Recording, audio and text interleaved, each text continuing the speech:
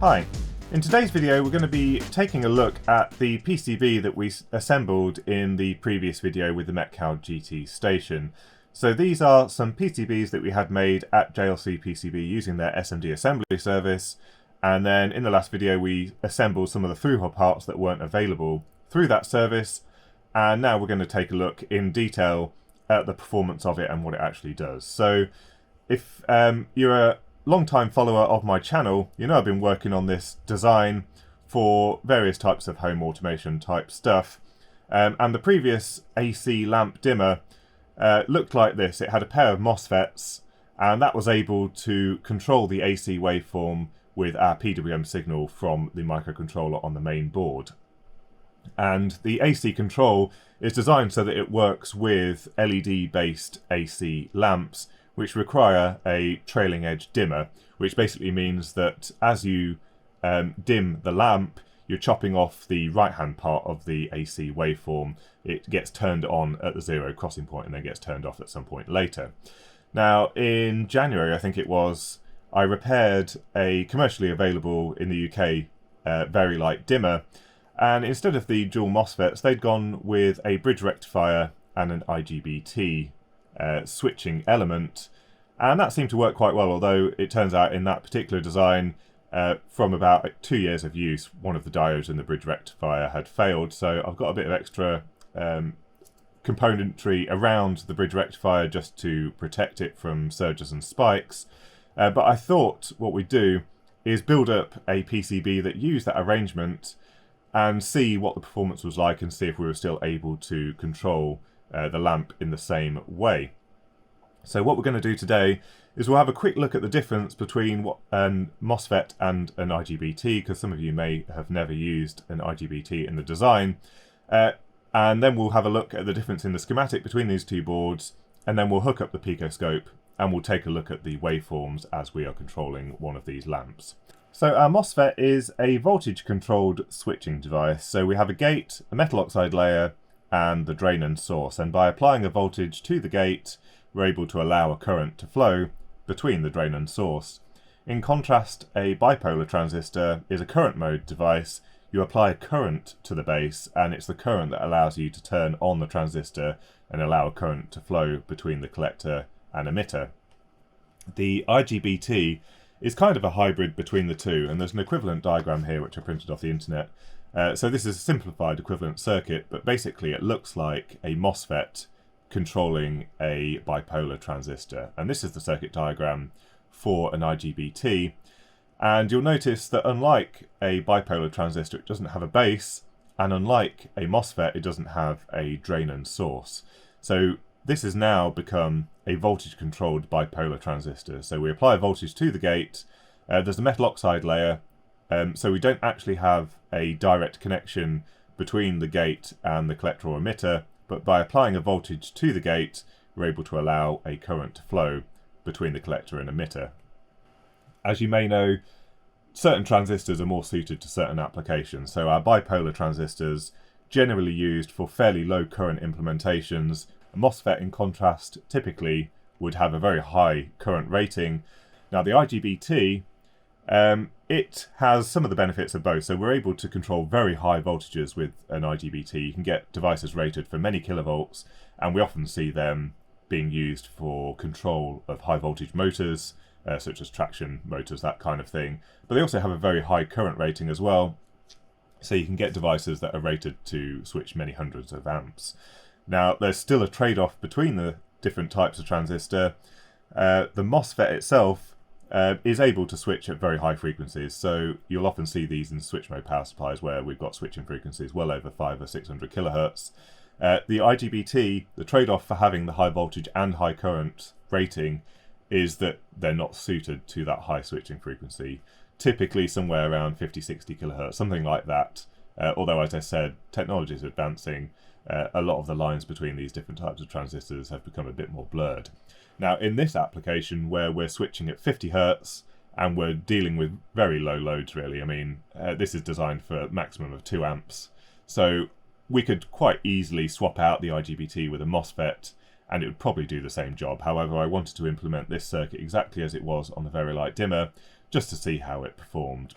So here is the original design that uses a pair of MOSFETs to switch an AC waveform. So we've got our line and neutral connection on pin 1 and 2, and our typical path would be through here, through the fuse, through here, through both of the transistors, and then back out through this pin, and the load is connected between pin 3 and 4.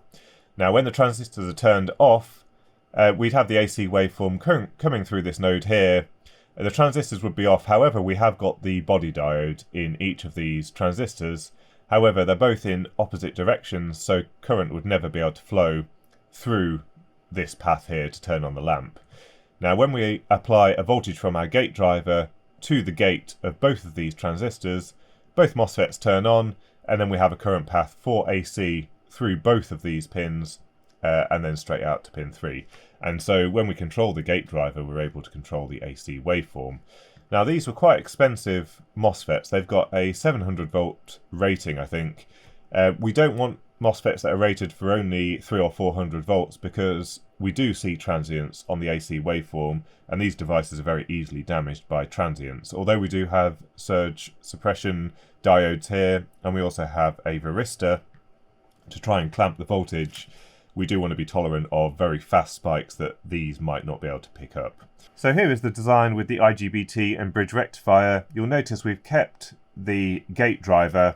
That keeps things nice and straightforward for driving the IGBT. And normally what would happen is current would flow through here, through here, through here. Can't go that way because the diode would be reverse biased, so it goes through this node. It can't go this way into the load because this diode is reverse biased. So we've got one diode going through here. It would go through here, and it would either be blocked by this transistor, or we can turn on the transistor and current would flow through this node, through this diode, and out to the load. And when we're looking at the other part of the AC waveform, current would be going from this node here, through this diode instead, and again correctly through the correct direction through the IGBT, through this node, back up, and back up to the connection here. So we're actually able to switch AC with the bridge rectifier and the IGBT. We've got a transient suppression diode here across the IGBT to protect it. We've also got a Zener diode to protect the gate, and we've still got that metal oxide varistor across the bridge rectifier, and that will clamp it at about 690 volts, I think is the one that I've chosen here, which is within the rating of this bridge rectifier. And again, we've got a fuse just to protect the circuit in case something goes terribly wrong. But this was quite a straightforward modification, and what I want to do today now is test it out and then have a look at the various waveforms at each of the nodes. Right, so we've got the board hooked up to the PicoScope 5000 series, and we're also using some probes here to assist with probing the main side of things. So we've got the Micsig CP210A, which is a new current probe, which is measuring the current into the lamp. And the lamp in this instance is just a basic 100 watt lamp. And then we've also got two of the diff probes connected to various points in the circuit. So first of all, we're looking at the voltage across the lamp, so across pins 3 and 4. We're looking at the current through the lamp, so in series with pin 3. We're also looking at the gate waveform just here, and we're also looking at the gate drive into the whole driver circuit. Now, in terms of losses, one of the things that I do want to compare between the two is whether either of these are more efficient or whether it's just a cost saving to use the bridge rectifier and IGBT combination. And taking a look at the MOSFETs that I've used here, the RDS on in the areas where we're driving it, so with a gate voltage of around 12 volts, with these kind of loads, we're looking at about 0.5 ohms per transistor. So since we've got those in series, that's about 1 ohm. And with this 100 watt lamp, which is about all that this is going to control, even when it's driving LEDs, we wouldn't really expect more than 100 watts of LED lighting to be used, which is the equivalent of around 400 milliamps RMS, which means that we're losing about 160 milliwatts as heat in the pair of MOSFETs together.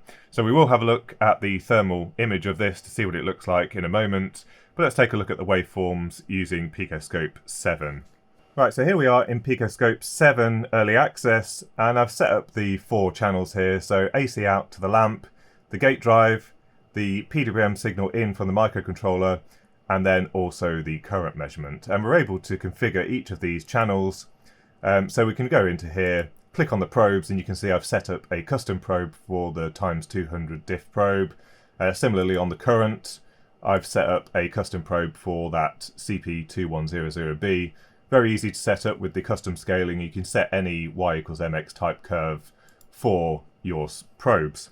So let's apply a bit of current to the lamp. So we'll turn on the lamp at about 10% duty or something like that. And there we can see some waveforms. Now, what you saw briefly there was really quite a large spike on the yellow channel, which is the current into the lamp. And that was the filament in the lamp warming up. Initially, it takes quite a lot of current to drive the lamp, since it's an incandescent load, and then the current started to decrease. And as we increase the duty cycle, you'll see more like a sine wave as we increase that. And the current actually goes down, the peak current, because the lamp itself is warming up. Now, I am running this through an isolation transformer as well, which is why we're getting a bit of distortion on the sine wave. But you can pretty much see what's going on. So in green, we've got the PWM waveform coming from the microcontroller. We've got the gate waveform, and then we've got the blue and the yellow channels, which are the voltage out and the current out to the lamp. And one thing that you will also notice is that since this is an incandescent load, we have a perfect power factor. So the current and the voltage are perfectly in phase with each other. I've now replaced the incandescent lamp for the LED replacement, and the first thing you'll notice is the current waveform is significantly smaller. Before, we were seeing currents in excess of 400 or 500 milliamps, and now we're seeing that at about 66 milliamps. So quite a lot less current, which is as expected because these LED lamps are intended to save energy, so they use a lot less power. The other thing you'll notice, in contrast to the incandescent lamp, is the peak of the voltage waveform is not in line with the peak of the current waveform. And if you remember the acronym CIVIL, which is used to recall whether current leads or lags voltage in a capacitive or an inductive AC circuit, what you'll remember from that is basically that since this is a capacitive load, the current leads the voltage. And that does present its own problems for the network, so if everyone swaps to these lamps, we will see some imperfect power factors for each household, which has to be dealt with in other ways. Now, as an aside, one nice feature about this PicoScope 5000 series is we're able to change the resolution at the expense of sample rate. And since we're dealing with fairly low frequencies here, we can make that trade-off. So you can see all the quantization going on here, since we've only got an 8-bit signal to represent this entire window. However, if we increase the resolution, we now get a lot more detail, and we're able to see the signals quite a lot more clearly. So one really nice feature there about the PicoScope 5000. So I've just set up the thermal camera, and I've also replaced the lamp for the incandescent one once again with the brightness at about halfway. Now, first of all, this hotspot here are the two resistors that are feeding the optocoupler for the zero crossing detection. Now, this is one part of the circuit that I'm still not entirely happy with, and I think I might come up with a different method for the zero crossing detection rather than just burning some of the power in these resistors. But what we've got here is the two MOSFETs here, and as I mentioned, the power dissipation in these should be about 160 milliwatts, and the lamp has been on for about 10 minutes, and we're not seeing a significant increase past about 33 degrees C here. Now, considering the board is sitting there at 28 degrees, that's a 5-degree temperature rise, which I don't think is anything really to worry about. So pretty low dissipation in the two MOSFETs. Right, so we put in the new PCB with the IGBT and bridge rectifier, and taking a look at the schematic this time, I think we've got quite a few more losses. So the voltage between collector and emitter when the transistor is saturated in the datasheet says 1.8 volts or so. And then we always have two diodes on the bridge rectifier conducting, and at this kind of load, 400 milliamps, we're seeing about 0.7 volts drop across each diode. So that's 1.4 volts dropped across the bridge rectifier, which in total is 3.2 volts drop, which if we calculate that for that 400 milliamp load, then we're going to be dissipating about 1.28 watts in this circuit here. 720 milliwatts in the IGBT and 560 milliwatts in the bridge rectifier, which is quite a lot. I think I've read that correctly from the datasheet. So we'll take a look at the thermal images. We should see this warming up quite a lot more. But I haven't tested this board at all yet, so this is going to be the first go as well. So hopefully we don't see anything go wrong. Right, so let's turn it on.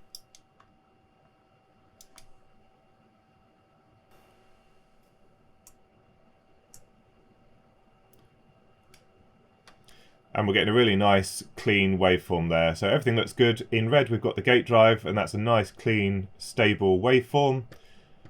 The green is the PWM into the board. We've got the blue voltage waveform to the lamp, and then the current waveform in yellow. And at the moment that current's a little bit high because the lamp is not at full brightness, so the resistance is a little bit lower than it is at full brightness. If we increase it up to full brightness, we should see this drop, and we do. So that's it running at full power, about 560 milliamps. But as we decrease the brightness of the lamp, we start to see the peak current rising up. And what you'll also see is those two waveforms, as before, are perfectly in phase. But that looks like a really decent waveform. Now, I'm just looking at the thermal imager, and we are seeing some temperature increase already. If I increase the lamp to full brightness, we're definitely seeing some thermal dissipation. We didn't have temperatures like this with the dual MOSFET design. You can see the bridge rectifier creeping up in temperature. Now these will be fine up to 85, probably a little bit higher.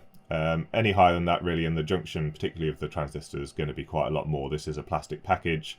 But we'll leave this for 5 or 10 minutes and just see what this stabilizes at. Right, so it's been about 10 minutes and I haven't seen the temperature increase any further than this. So we're basically sitting around 56 degrees C on the bridge rectifier and about 52 degrees C on the IGBT. Surprisingly, the bridge rectifier is getting warmer, so maybe my calculations were slightly off, but definitely we're seeing some higher dissipation on this board compared to the dual MOSFET design. Don't worry about this resistor, this is just a current limiting resistor into an LED that's lit up there from a 12 volt supply. And obviously once again we've got the two resistors for the zero crossing detection, which are dissipating a bit of power, sitting at 60 degrees C. So we've got the LED lamp in the lamp holder now. And we can see the waveforms looking very similar to the original dual MOSFET design. The current into the lamp has dropped down to about 50 milliamps, and everything's looking pretty clean. Now, there is a little bit of distortion here, as you can see. I think this is due to the isolation transformer more than anything else. It doesn't like these fast edges because it doesn't have a particularly low impedance. If I plug this into the mains, I'm pretty sure this would disappear. But this is an indication of the kind of distortion that we're introducing into the mains network by dimming these type of LED lamps. And also, as you can see, the power factor again off, so the peak of the voltage waveform here, but we've got this very distorted looking current waveform with the peak over here, but still drawing current all the way down to this point here. So really these LED lamps are not great, but the circuit itself seems to be working fine. With the LED lamp, we're looking at barely any temperature increase on the PCB. It's going up to about 32 degrees C on the IGBT and the bridge rectifier, but nothing really too concerning there as expected. We're dealing with much lower currents now.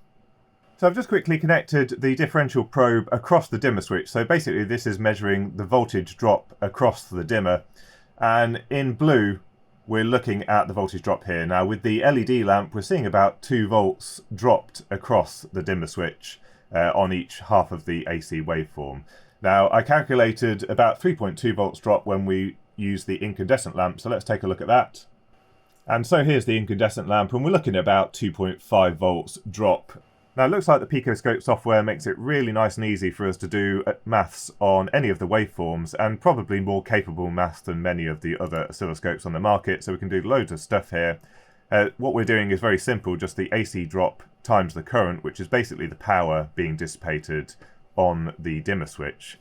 And then I've just set the colour to purple and called it A times D because we're multiplying the A channel by the D channel.